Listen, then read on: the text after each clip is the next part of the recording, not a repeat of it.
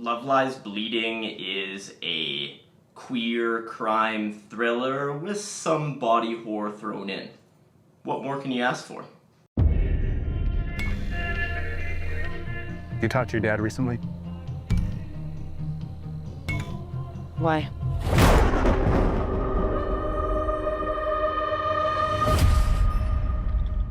Give us a call. Love Lies Bleeding had its world premiere at the Sundance Film Festival, and I was lucky enough to catch a showing down there. It is Rose Glass's second feature film following the critical success of Saint Maud. It didn't exactly make a ton of money at the box office, but it was very well regarded by critics, and actually it was in my top 10 of the year of which it was released. I will say I did not love Love Lies Bleeding as much as Saint Maud, but please don't thumbs down yet. I did enjoy the film, and I'm looking forward to talking about it a little bit more.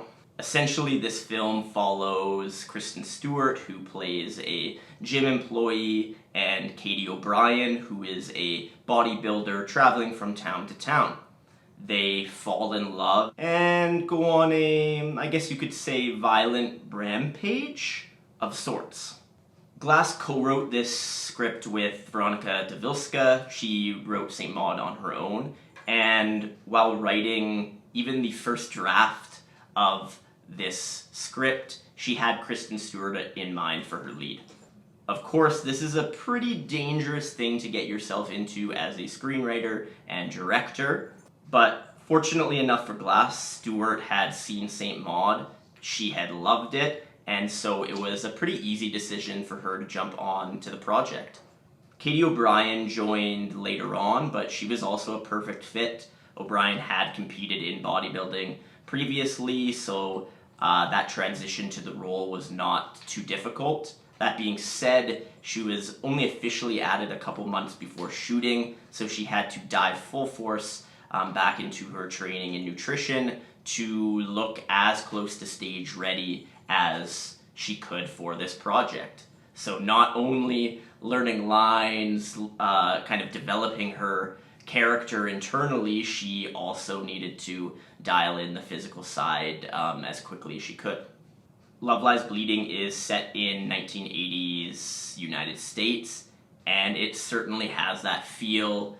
It is very retro Americana, which is kind of enjoyable just on its own, not to mention the amazing soundtrack full of 80s hit after 80s hit after 80s hit, which of course only adds to that atmosphere and to the experience. Interestingly, Rose Glass had a first cut of this film, and I guess it wasn't great. There were a lot of things that didn't quite fit, and the overall vision wasn't really accomplished. Fortunately, production allowed for a full week of reshoots, and ultimately we have this final product that everyone on the team was happy with.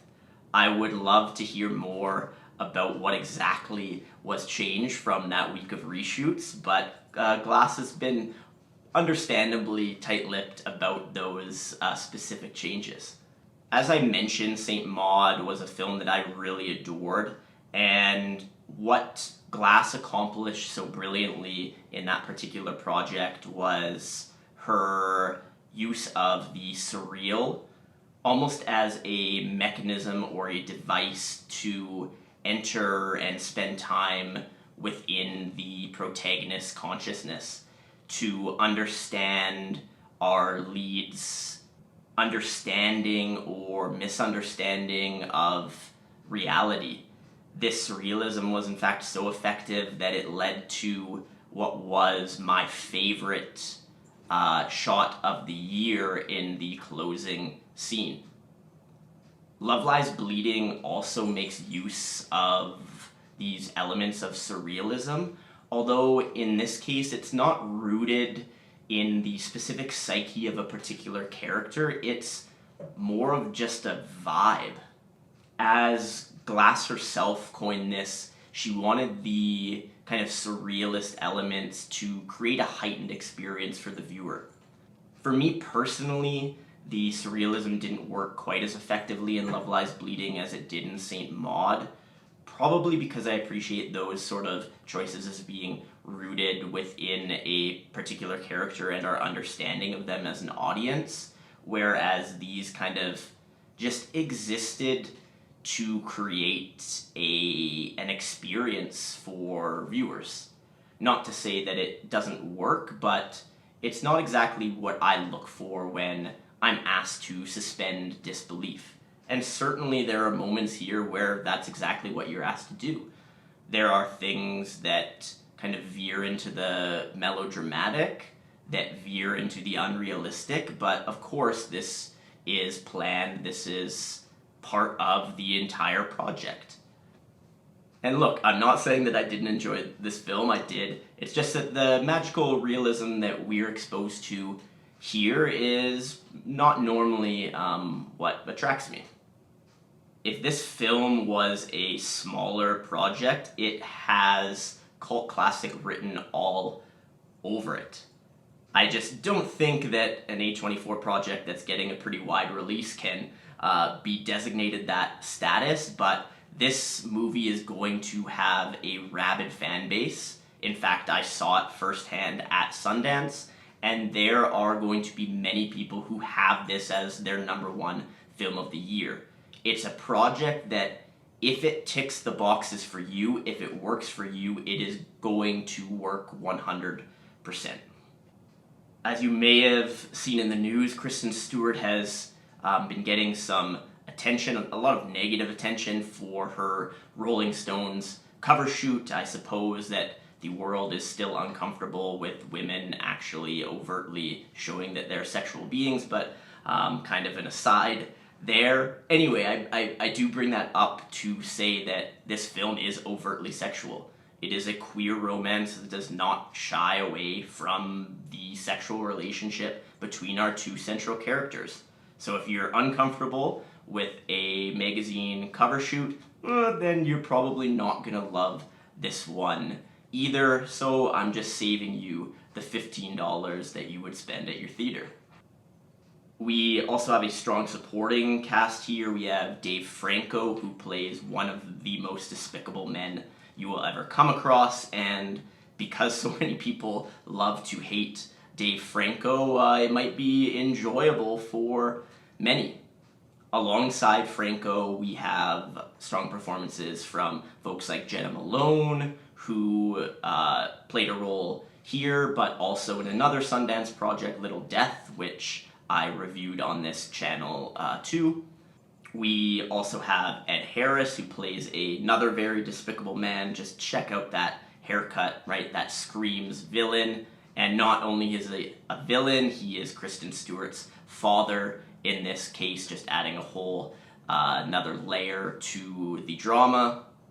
3 pretty big names and 3 strong performances, but my personal favorite performance of this film, at least in a supporting capacity, would be Anna Baryshnikov. She plays this woman who is essentially obsessed with Kristen Stewart's character. She is a borderline stalker, probably not even borderline, not necessarily the smartest person out there, but is willing to do essentially anything for Lou, for Stewart's character. She does this so well that it is honestly a bit terrifying, but kudos to her. Outside of the performances, the most obvious part of the film that stands out would be the visuals. Rose Glass is working here again with her director of photography, cinematographer Ben Fordsman, who she worked with on Saint Maud, and it's clear that they have a strong relationship and a strong understanding of the visual language that they want to capture. As I mentioned earlier, the visuals here kind of represent what is like a heightened experience, a heightened reality, this sort of magical realism, and Fordsman does this very, very well. There's something to every shot that has this dreamlike haze that leads you to understand that maybe not everything you see can be trusted as being rooted 100% in our understood reality. At times, these visuals can be a little bit cheesy, but again, that is the intention. There is an attempt to go into the melodrama, to go into the satire at times, but still kind of